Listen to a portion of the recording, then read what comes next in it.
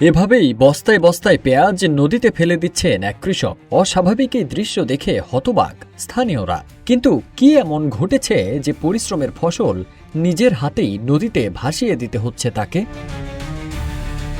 কৃষকদের অভিযোগ, বাজারে পেঁয়াজ বিক্রি করতে গেলে যে দাম মিলছে তা শুনে মেজাজ বিগড়ে যাওয়ার দশা। উৎপাদন খরচ তো দূরের কথা, ভ্যান ভাড়ার টাকাই উঠছে না বাজার থেকে। তাই এমন নির্মম অবমূল্যায়ন সহ্য করতে না পেরে রাগে দুঃখে সোনাপুর রেল ব্রিজের ওপর থেকে বস্তায় বস্তায় ভালো পেঁয়াজ নদীতে ভাসিয়ে দিচ্ছেন এই কৃষক।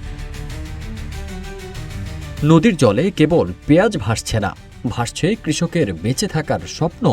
কারণ এই ফসলের আয়ের উপরে নির্ভর করে পরিবারের খাবার, সন্তানের পড়াশোনা এবং চিকিৎসার খরচ। ন্যায্য মূল্য না পাওয়ায় সেই স্বপ্নগুলো আজ বিষাদের দীর্ঘশ্বাস হয়ে মিশে যাচ্ছে নদীর জলে।